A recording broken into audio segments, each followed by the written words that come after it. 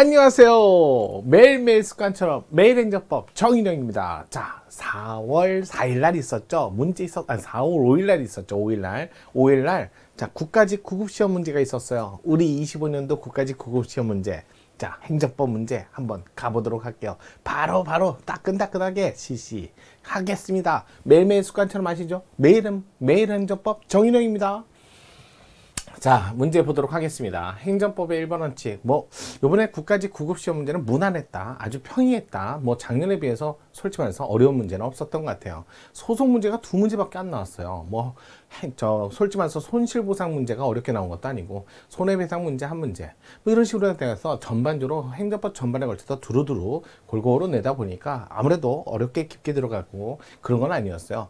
최근 판례라고 하는 거, 자, 이거 어차피, 그거는 그렇게 어려운 판례는 아니었어요. 최근에 기출됐던 판례를 그대로 냈기 때문에 어려운 판례는 아니었어요. 그래서 좀 볼 때 조금 과거에 있던 판례들 많이 이용한 게 보이실 거예요. 어렵진 않았지만 그래도 꼭 중요한 판례들이니까요. 살펴볼게요. 행정법의 1번 원칙에 대한 설명 중 옳지 않은 것이었어요. 자, 보겠습니다. 일단은 행정법의 1번 원칙.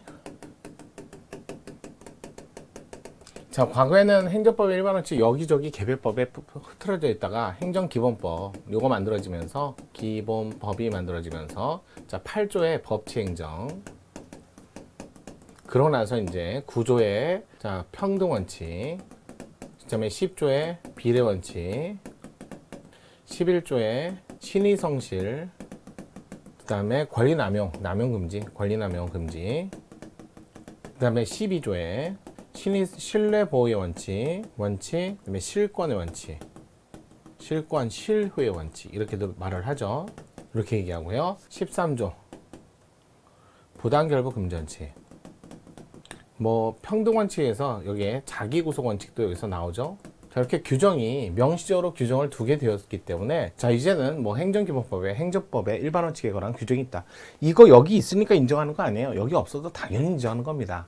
여기에 관련된 판례, 특히 법치행정이야, 특히 법률유보, 법률우위 원칙, 기본적으로 법률유보, 법률우위 원칙 요거 있고요. 그 다음에 평등원칙. 자, 이건 차별취급, 차별금지, 합리적 이유 있는, 합리적 사유 없이는 없는 차별은 금지입니다. 요걸 얘기하는 거니까 합리적 이유가 있으면 차별이 허용되겠죠. 거기다가 요거 비교 집단 간에 자, 한마디로 합리적 사유 없는 차별금지인데 뭐에 근거해서, 뭐하고 뭐에 비해서, 저 법안 선례, 이 선례에 합리적 사유 없이는 차별을 하지 말라니까 사후에 나오는 사례도 요거하고 똑같아야 된다는 거죠. 합리적 이유가 없는 한. 그러면 합리적 이유가 있으면 저법안 선례에 다른 결론이 나와도 돼요. 그런데 이 저법안 선례 뭐가 있으면 앞에 재량준칙이라고 하죠. 재량준칙, 처분의 처리 기준 또는 행정 제재의 처분 기준, 제재의 처분 기준, 이런 것들이 그냥 행정규칙이죠.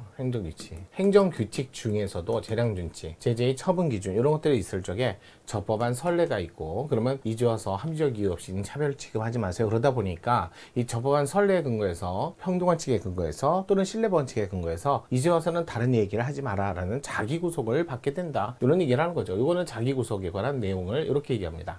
자, 비례원칙이야. 적필상 이렇게 얘기하죠. 적합성 원칙, 필요성 원칙, 상당성, 균형성 원칙, 이렇게 얘기합니다. 이렇게 얘기하고요. 어느 하나의 원칙이라도 빼먹으면 안 되죠. 주로 여기는 판례 위주로 시험 문제를 내죠. 판례 위주로. 그래서 보통 그러죠. 비례원칙 그러면 심하게 하지 마, 이런 뜻이었죠. 컨테이너 박스, 녹용, 전지 3대. 그래서 선별로 3개 뽑아. 농약이 전부 검출. 그러면 컨테이너 박스 전부를 농약으로 의제하고 전량 폐기하거나 반송 조치하는 거 비례원칙에 반하지 않는다. 이런 얘기 하잖아요. 그 다음에 일반적으로 한 번 했다 해서 무조건 그렇다 해서 운전면허 취소, 이건 아니죠. 물론 음주운전에는 관용을 베풀지 않지만, 그 다음에 한 번 위반했다, 근데 요정 출입했다, 그렇다 해서 파면 그건 너무 심했다, 이게 비례원칙이잖아요. 그런 사실을 알면서 나왔다 해도 어쨌든 간 거는 받아야 되니까, 징계를요. 그런 내용들이 비례원칙에서 판례로 많이 나오고요. 그 다음에 신의 성실 권리남용 했는데 성실하게 이행해라. 이거는 이 세계 저 세계 어느 세계나 다 쓰는 거예요. 대상이 뭔가 권리가 있어야 돼. 그 권리를 이행을 성실하게 해라. 만약에 권리가 있는데도 상당한 기간 행사하지 않으면 사라집니다 라는 실효 실권도 있고요. 그 다음에 권리남용, 이 권리가 있다 해서 남용을 하면 안 되죠. 성실하게 이행하고 그 권리는 남용하지 마세요 이렇게 됐다는 거야. 그럼 이 세계 저 세계 어느 세계나 쓰는 법의 일반 원칙이기도 합니다. 원칙이기도 하고요. 그래서 성실하게 이행을 해야 된다라는 이행에 관한 원칙이에요. 이행에 관한 원칙이지. 자, 물론 대상인 뭔가 대상이 있는 것을 전제로, 대상인 뭔가 권리가 있는 걸 전제로 하는 그런 일반 원칙이라는 거예요. 그게 사법상 권리든 그게 공법상 권리든 그런 건 가리지 않습니다. 그게 성실하게 이행해라 이런 뜻이니까요. 그 다음에 신뢰보호, 친권, 실효의 원칙. 그래서 신뢰보호, 선신, 처임, 반비 제3자까지 해갖고 비교, 교량, 법익, 형량 요것까지 하셔야죠. 선행행위 있어야 되고 보호가치 있는 신뢰해야 되고 그 다음에 처리행위 있어야 되고 인과관계, 그 다음에 이제 와서 충돌하는, 이제 와서 다른 얘기를 해야죠. 이런 요건을 모두 갖췄을 때 신뢰보호를 주장할 수 있다. 그러면서 이 선행행위는 반드시 적법한 선행일 것을 요구하지 않습니다. 다만 여기서 적법한 선례, 얘는 반드시 적법한 선례. 그러니까 여긴 위법한 선례도 되고 적법한 선례도 되고, 하지만 그런 선행행위를 하게 되는데 사인이 보호가치 있어야 된다는 건 거짓이나 부정한 행위를 통해서 그런 국가작용을 유인해서는 안 된다는 거죠. 그런 내용이에요. 부당결부 금전치, 수익적 행정행위, 결부되는 뭔가 대가, 반대급부 이런 것들을 부관이라고 하죠. 이 부관은 실질적 관련이 있어야 돼요. 원인, 결과, 목적, 수단 간의 관계가 있으면 실질적 관계가 있는 거고요. 어느 하나도 찾을 수가 없으면 실질적 관련 없는 부당한 부관을 붙이는 건 부당결부 금전치에 반한다. 이거 붙이는 것만 잘못하는 게 아니라요. 당연히 붙어있는 걸 안 붙여주는 것도 부당결부 금전치예요.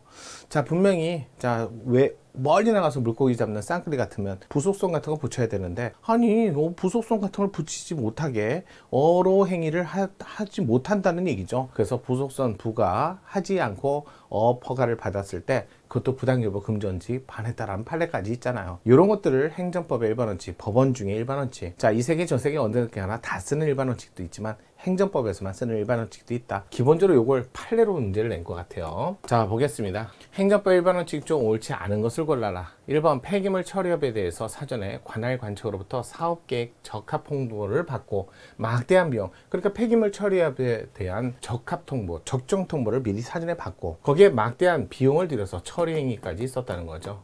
그런데 이런 국가작용 행위에 상대방이 거짓이나 부정한 행위가 없었다면, 그 다음에 허가 요건을 갖춘 다음 허가 신청을 했음에도 다수의 청소업자 난립, 이건 법에도 없는 요건을 들어서 안정적 효율적 청소 업무 수행에 지장이 있다는 이유로 불허가 처분을 하는 것은 이제 와서 충돌하는, 이렇게 된 거죠. 그래서 행위가 있었고 거기에 보호가치 있는 신뢰에다가 거기다가 처리행위까지 있었고, 이제 와서 충돌함으로써 인해서 나는 인과관계 있는 피해가 발생한 거죠. 그렇다 해서 무조건 보호하는 게 아니라 비교비랑 이런 거 해야죠. 따라서 신뢰보원칙 또는 비례원칙에 반하는 것으로서 재량권을 남용한 위법한 처분이었다. 아주 유명한 판례였어요. 아니, 조정 통보를 받아서 사업자가 나만 지정됐는데 갑자기 청소업자 난립됐다 해서 법에도 없는 요건을 들면서 거부를 하는 것은, 불허가 처분을 하는 것은 신뢰보원칙, 비례원칙에 반해서 남용한 위법한 처분이다. 만든 지문 두 번째, 지방자치단체장이 사업자에게 주택사업계획 승인을 하면서 수익적이죠. 그러면서 반대급부, 여기다가 부관을 붙이는 거죠. 아무런 관련 없이 무조건 아무리 소량이라도 토지를 기부채로 해라. 이러면 부당결부 금지원칙에 반해서 위법하고 또 결론까지 하셔야죠. 취소 사유의 정도의 위법에 해당된다는 것도 꼭 알아두시고요. 만든 지문 3번, 지방의회 조사감사를 위해서 채택된 증인이 불출석했다. 그래서 과태료를 부과하겠대요. 근데 지급에 따라서야 아니면 불출석한 사유를 물어봐야 돼요. 사유를 물어봐야죠. 그런데 그 사회적 신분에 따라, 직급에 따라 차등 부과하는 것은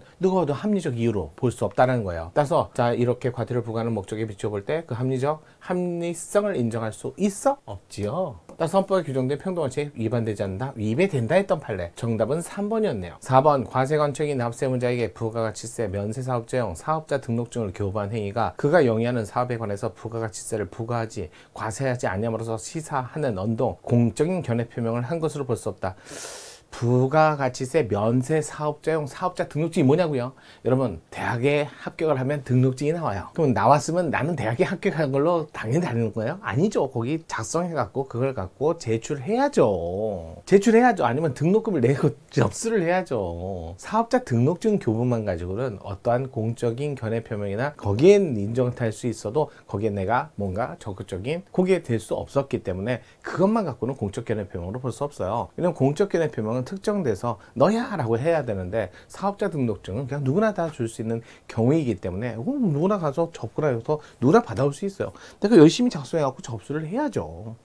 따라서 언동이나 공적인 견해표명으로 볼 수 없고요. 이거 유명한 판례였어요. 사업자 등록증 교부만큼은 공적인 견해표명으로 볼 수 없다. 그냥 로또 용지 받았다. 그러면 영들이 거기다 써갖고 돈 주면서 접수를 해야죠. 돈 주면서 사야죠. 그 등록증 교부는 공적인 견해표명이 아니다. 자, 이렇게 해서 정답은 3번이었습니다. 과거에 유명했던 판례지 최신 판례라고 보기는 어려워요. 그래도 다 중요한 판례고요. 언제나 나오는 판례였습니다. 자, 오늘 저랑 같이 했으니까 일주일 달려봅시다.